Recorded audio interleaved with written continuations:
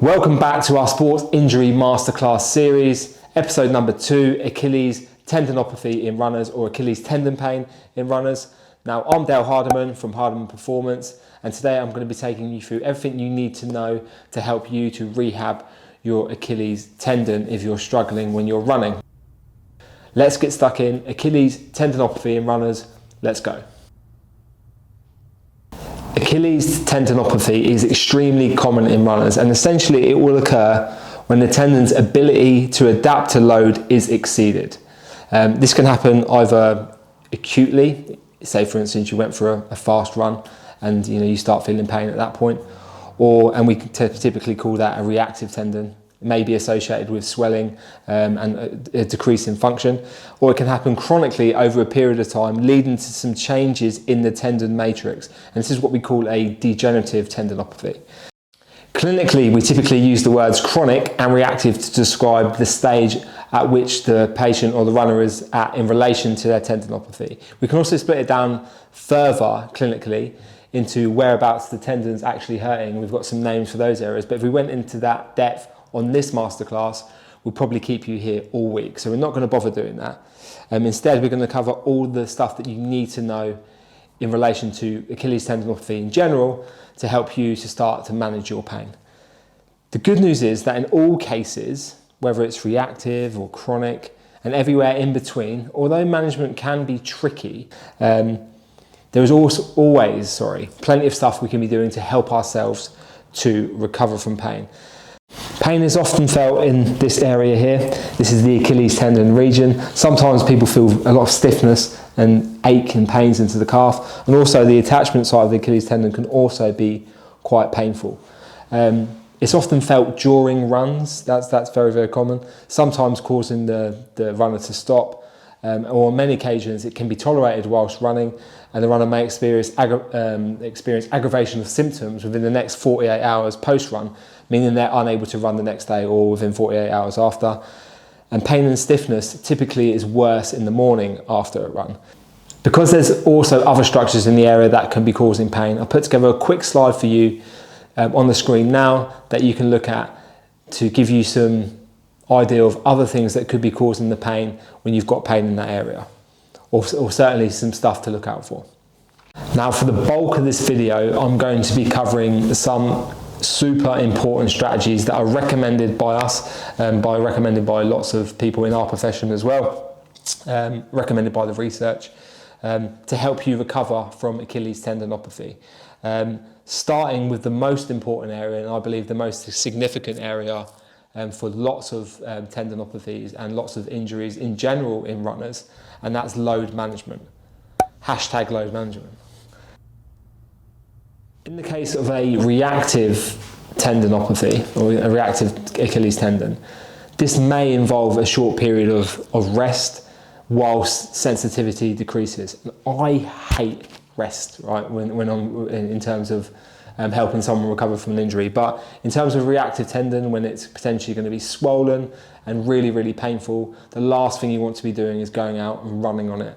In the case of a more chronic case of tendinopathy, baseline levels of activity may or may not need to change, and that is definitely case dependent, but efforts should be made to steadily increase load capacity at the tendon alongside your load management. It's not strictly accurate, but I like to think of tendons as having a nice happy zone to load at. Basically, this is an optimal point for any person at any one point in time, which stimulates them enough to stay healthy, adapt and reduce pain and injury risk. Now, your happy zone is going to depend on lots of things, definitely. Certainly it's going to depend on your age, your weight, your sporting background, your nutritional status at the time, your current fitness, your sleep, etc. All this stuff's going to help you to find your happy zone and how much training you're doing, of course. And when we do too much running or too much resistance work or cycling or whatever it is over a period of time, a chronic increase in load, sometimes this may lead to Achilles tendon problems. Alternatively, like I said earlier, even just a 1 day kind of spike in training load can also lead to Achilles tendon problems for the same reason. We basically exceed the amount of load that the tendon's able to tolerate, and we get a negative response from that. And for that reason, I tend to see Achilles tendinopathy cases in clinic creep in at the start of every year. So you think of those people, those runners that haven't ran for 6 months and now have got their New Year's resolution, they do 20 runs in 15 days. Those people, they turn up with Achilles tendon problems. Think of those people that are training for events like marathons or early events in the season, and they're really ramping up their training load in preparation for an event. Those are the typical Achilles tendon patients we see. Very, very common when we're ramping up training load. So I suppose the question is there an optimal amount of training you can increase by in order to protect you against developing something like Achilles tendinopathy? Now, often, or a number that's often cited is a 10% increase week on week on how much you're doing in your training. So say for instance you're doing 30 miles a week, maybe you don't increase any more than 3 miles. Now that's all well and good if you're in that kind of middle zone of loading. Say for instance you are doing 30 miles a week and you increase to 33 miles, chances are it's not going to do you too much harm. Now if you're only doing 30 minutes a week and you increase by 10%, unfortunately you're going to be, increasing for the next, 10 light years before you actually get any training done. So when you're in the early stages of training and building up, potentially you may be able to add a little bit more than 10% each week, and I would probably advise that. But certainly you want to be monitoring feedback from your body. And then you've got people that are already doing 12 plus hour weeks, etc. Now, someone who's already doing 12 hours a week of training, running, if they're training for an ultra or something like that, or an Ironman maybe they don't want to then start adding another hour and a half, 2 hours to their training week on week. It's not going to be sustainable. That's going to lead to some problems too. So for me, the 10% rule is a little bit too rigid, and load management in terms of injury is definitely very individual for the person. So it's a good idea if you're training for something specific to either follow a program or work with a coach, like a running coach or a PT or a strength coach, someone who basically understands programming for running and understands how to increase your programming over time in order to build up your tolerance to load, in order to allow for muscles to adapt, to increase performance, but who also have the understanding that sudden spikes in training load is going to increase risk of injury. Now, there always needs to be some elements of self-regulation when you're trying to apply load management principles. Now, I have seen runners in the past, some people are guilty, definitely, who have blindly listened to either a training program or a coach or something like that, and basically ignored all of the warning signs that they're potentially over-fatigued and getting injured. I'll put a slide together just so you can look at the screen at the moment, and that's going to show you some of the signs that potentially you're moving into a state where you're overtrained. Now, when you're in that state, you're certainly at an increased risk of injury. So pay close attention to that, screenshot it if you can. This is when this type of state are shown on the screen, and those signs are signs that you want to back off a little bit in your training and decrease the load short term. Maybe take a deload week at that point. Now, personally, if I feel a little beaten up from running and I feel like I'm not recovering properly or something like that, I may drop the intensity of the week. Potentially, I may just drop the intensity of a session. So I may just do, a zone 2 run or a zone 1 run instead of a zone 3 run or an interval session or a sprint session. I may drop the volume, but some things you can play with in this area is to maybe change terrain, speed, elevation, cadence, distance, intensity, anything like that. But I do advise you that you adopt this kind of self-regulation method, because training programs are great, but they're not accounting for your individual variation, not accounting for whether you had a bad night's sleep the night before, not accounting for how your fatigue's adding up and how you're responding to it as an individual. So you need to self-regulate yourself, to self-regulate yourself, to self-regulate yourself, to self-regulate yourself, to self-regulate yourself, to self-regulate yourself. And if you can, and you do this properly, you can, often, it's not always the case, sometimes these things just pop up out of nowhere, but you can often feel the signs that potentially you're not quite in a good state to push hard that day, back off slightly, regroup, and get ready to go again the next day. Load management may actually differ a little bit when you're actually injured or in pain. Now, a second ago I covered some things that you may want to consider if you're feeling a little bit tired, or you're just managing your load in general in order to reduce injury risk. Now, when you're actually injured, you need to do enough to stimulate the area to recover, and you don't want to overdo certain things as well. And you won't get away with as many mishaps in your training load management. Your body will flag these things up. Now, I'm often of the opinion that for most conditions, running with a little bit of pain is okay. Certainly for me, and I look at my training over the years and how it's developed and evolved, etc. Now I've got a whole host of old injuries that I manage, some of them more significant than others. And if I had to be pain-free every day within my training over the years, I probably wouldn't have had many training days, unfortunately. So sometimes shooting for pain-free the whole time will make it difficult to get the training in. So there are some things you can do with pain. Now, Achilles tendinopathy, depending on where you're at on the spectrum, you may or may not want to expose yourself to pain. Now, I tend to start with a rough baseline of around 4 out of 10 exposure to pain in the session for a patient or for a runner. In terms of you go out for a run, a maximum of 4 out of 10 in pain is normally a good place to start, and make sure the pain then settles back down within a 24-hour period post-exercise. Now, if you're particularly at the reactive stage of the Achilles tendinopathy, I may want to creep that down a lot more and maybe say, look, actually I want the pain to settle down a little bit more before you expose yourself to it. Maybe bring that down to a 1 or a 2 out of 10, and then you can maybe run on it.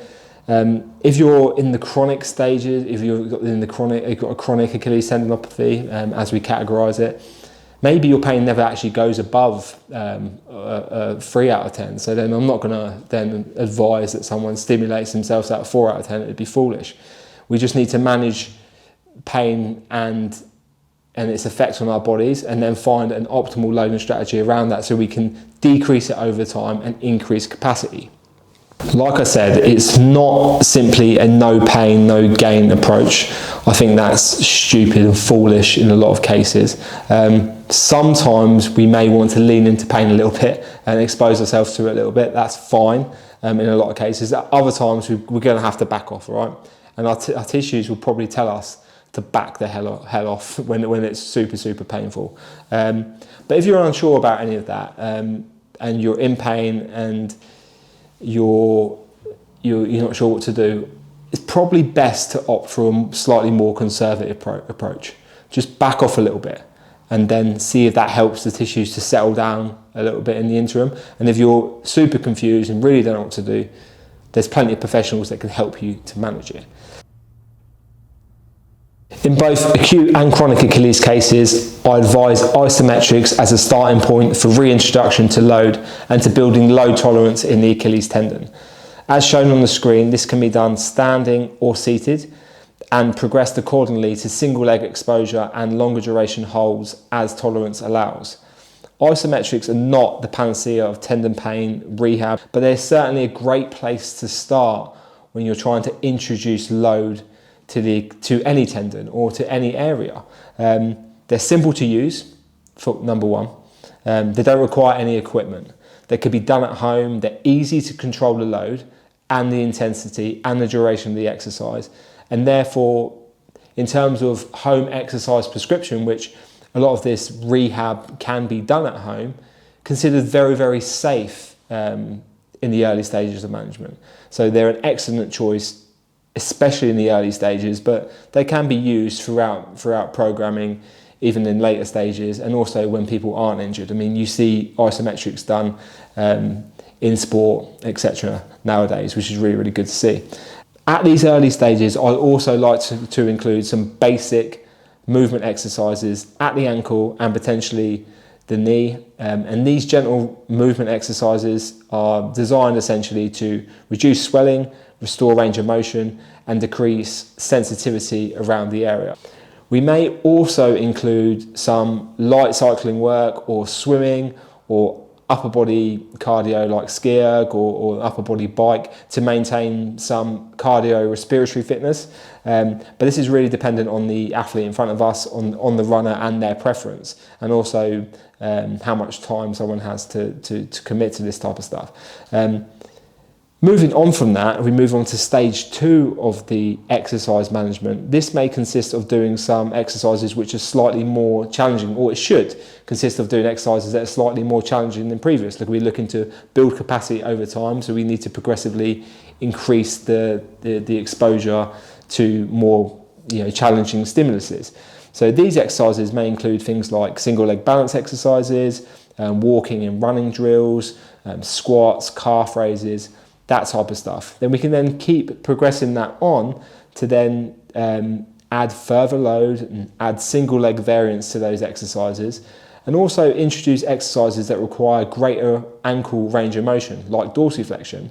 And as a result, greater demand is placed on the Achilles tendon. So if you think of exercises like lunges, or whenever we do an exercise, something like a calf raise with a deficit, as we're dropping down into the eccentric part of that, we're stretching the Achilles tendon, that's going to stress the tendon a little bit more, and it's going to have to adapt to that load.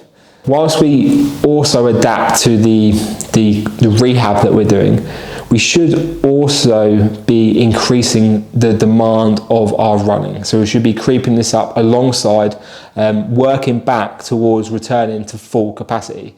And certainly in the final stages then, we may use exercises like hops and jumps and plyometric type exercises essentially to increase the tendon tolerance to landing forces or to load in general, and to also improve the energy that's stored in the tendon and the use of the elastic strain energy stored at that tendon. I've put up a table on the screen which breaks down an example of an Achilles tendon rehab program, or how it might look if we prescribed it to a runner in clinic. Now, it's not personalised to you specifically, so if you're going to apply it at your own risk. Finally, we look to increase the running demand to pre-injury level and beyond essentially. Now, for me, I would always argue that when rehab's done well, we should hopefully have a better educated and informed athlete at the end. That's number one thing, super important.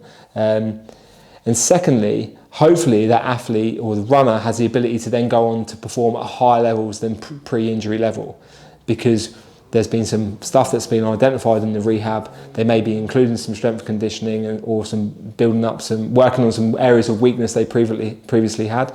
Then that may then translate into better performance post-injury. That's always the gold standard, what we always try to aim for.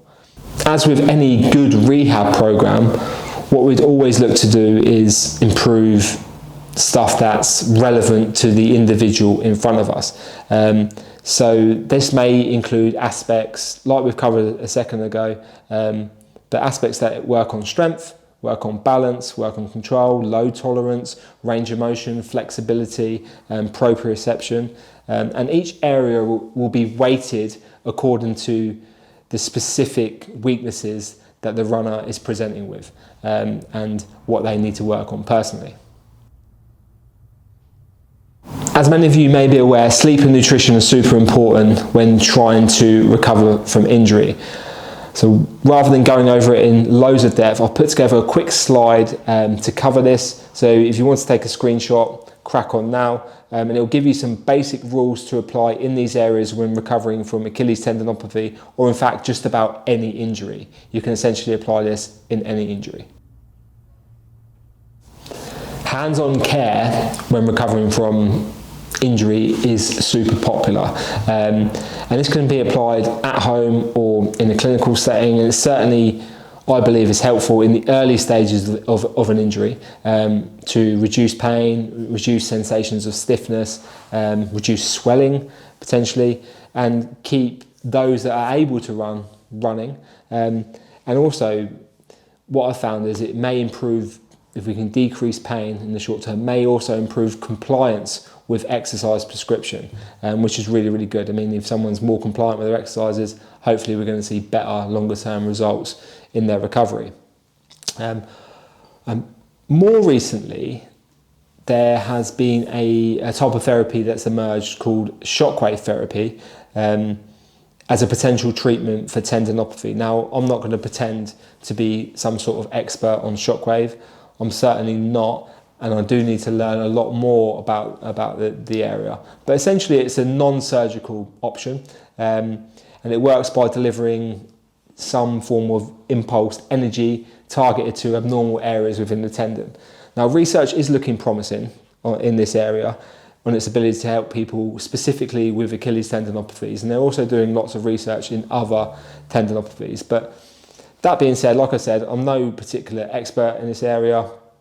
I have read some research, lots of research that's being done, but from what I've read, and if I was to summarise it, I would say that it's probably too early to suggest that shockwave is the new cure-all for tendinopathy.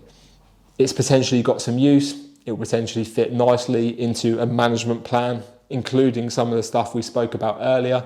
That's how I see it being used, or it will potentially get binned at some point when the research evolves on it. The final thing I'm going to cover very, very briefly is injection therapies, stuff like platelet-rich plasma, so PRP injections, and corticosteroid injections. There's also some acid that can be injected into areas like this that can potentially help, or there's been studies done and people believe that this stuff can help. Now, none of those that I've mentioned have shown to be effective at treating Achilles tendinopathy long term. The only one that's kind of got any real evidence base to suggest there may be some benefit is that corticosteroids in some cases do provide pain relief short term in Achilles tendinopathy in some cases. So when, say for instance, there is a runner who's got a particularly painful Achilles tendinopathy, and no matter what you do with them, you're unable to get the pain under control, which does happen. It's not, remember, we probably make it sound very, very easy to rehab a tendon here. In fact, there's a lot of complexity to it, and sometimes it can be quite tricky. But those runners may benefit from a corticosteroid injection to bring the pain under control.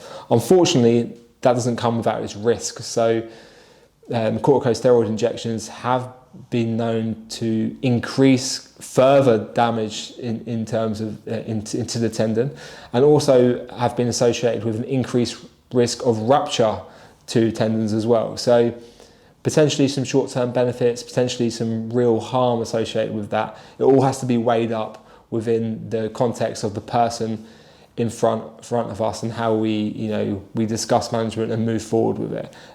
Like I say, it's not necessarily complicated, but it can be complex, and there's a lot of moving parts, and getting it right for the individual requires, it's a team effort. There's lots of things that can be worked on, there's lots of things that need to be considered, and it's about figuring it out and over a period of time to get the best management strategy in place to give you the best chance of recovering from your Achilles tendinopathy. Okay, runners, that brings us to the end of our Achilles tendinopathy masterclass. I'd like to thank you for tuning in and spending your valuable time with us. Hopefully you found a lot of useful stuff from that masterclass, specifically around your Achilles tendon, but maybe you can apply some of that to other tendinous areas in your body. If you have any friends that are struggling with Achilles tendon problems, runners, cyclists, anyone like that, or anyone you know that has tendon problems in general, then point them over to this masterclass, because there's going to be lots of information available in this masterclass which is also going to be applicable for them. Once again, we thank you for your time. I'm Dale Hardiman from Hardiman Performance. This has been the Sports Injury Masterclass, Episode 2, Achilles Tendinopathy in runners. We will see you very soon.